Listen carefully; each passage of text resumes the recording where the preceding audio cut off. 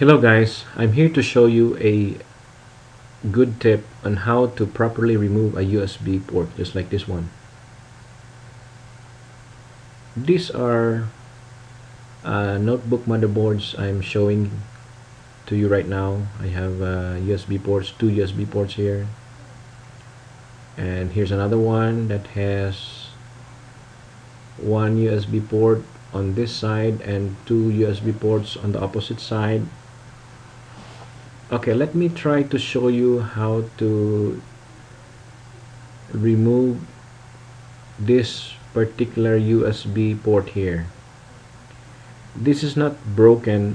This is just only to physically broken.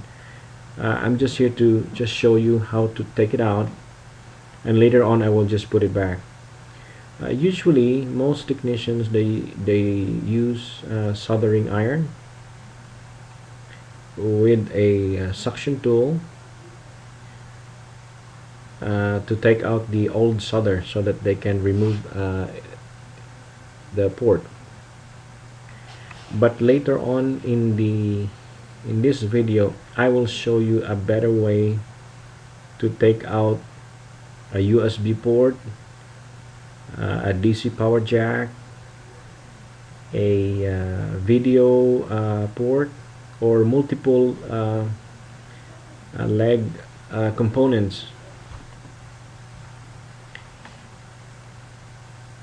Okay, so I will be introducing a solder flux. A solder flux makes the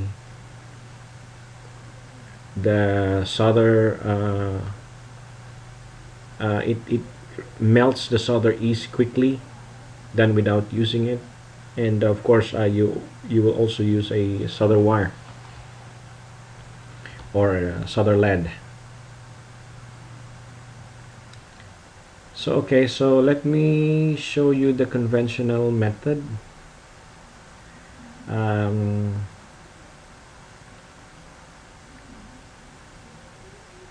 It takes more time to take out the component using the soldering tool or the soldering iron. Let me put some flux on the pins, on the solder, so that it can quickly melt, so that I can use a suction to take out the old solder.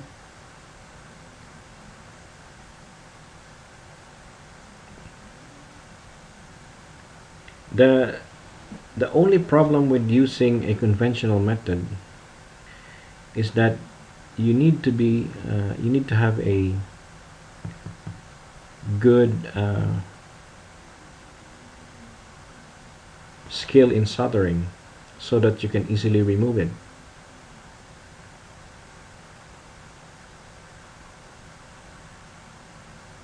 Just like this one, the solder looks like does not melt easily, so I have to introduce a new solder so that I can take out the old solder. It is so hard to take out without putting in flux there. Although I put flux, the old solder won't easily melt, so I have to put in some more solder, lead. Then okay, using a suction tool while you're heating the old solder, the leads.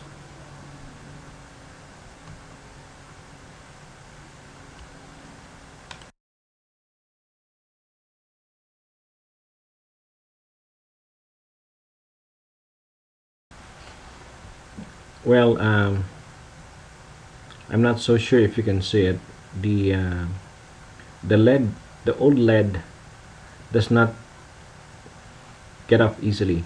It's still there. There's still a presence of old lead there. So now I will show you the better way. For me, it's the best way to do it. Using an aluminum tape. Usually you buy this from a hardware store. there's a copper tape, there's an aluminum tape. The purpose is to cover the adjacent components, so that I will be introducing a heat gun. So far for me, I've been using heat gun almost throughout my motherboard repair, and I tell you, it's the best way, and it's a cleaner way to remove solder from, especially from a multiple terminal component, just like a USB port or a DC power jack. Okay, so let me take out this soldering iron, and now let me put in the heat gun. I'm not so sure if you have a heat gun, but you can just buy it from a hardware store.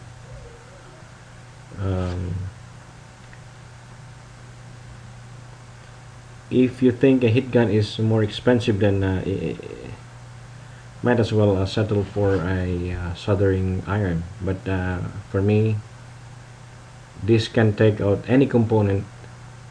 I mean, so far most components in a clean way. Okay, so let me find a metal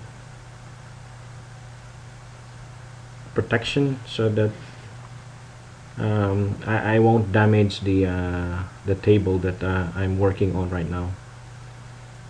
You can use any metal, put it underneath the motherboard so that you can easily pry the USB port. I'm using a prier here. Any metal that you can stick in between the space in between that port and PCB. Okay, so use heat gun and adjust it to low heat. Don't put too much heat, and just don't put too much heat on that particular area there.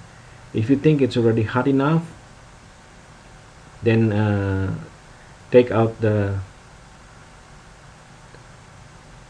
it looks like it's not that easy to take out using that dental knife I am using right now. Get a flat screwdriver. I think it's a lot better. Let me put in a flat screwdriver. Yeah, this one here. Okay, so place it inside that you will know if it's hot enough, because the particular component will just easily come off.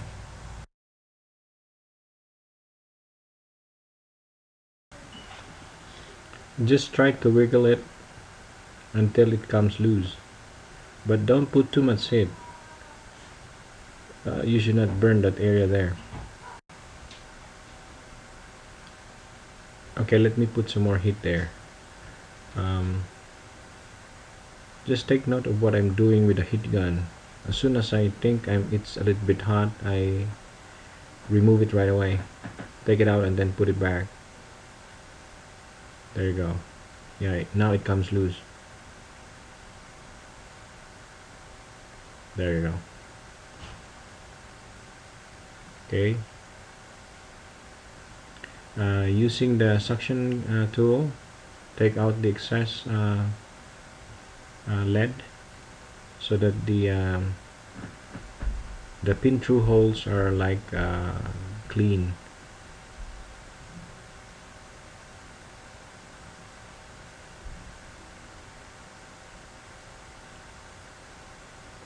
So that's how easy it is to take out the port. It could have taken you so much time to remove it using the solder and the suction. Okay, so you see it's really clean, and I have not burned the plastic portion of that USB port, and the sockets itself are really clean. also on the other side. Okay, so remember this is a bit hot. I just touched it and it's really hot. So, and also the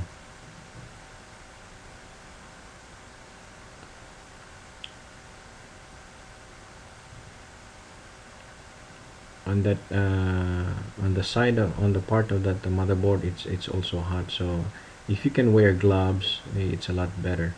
It would protect your skin. Yeah, it's really hot. Yeah, so I'm gonna put this back because the USB port itself is still good. Yeah, I'll just do this later. But anyhow, when you put it back, assuming that the USB is broken, so get a new one and then use your soldering tool and use the good water-based lead to solder it back.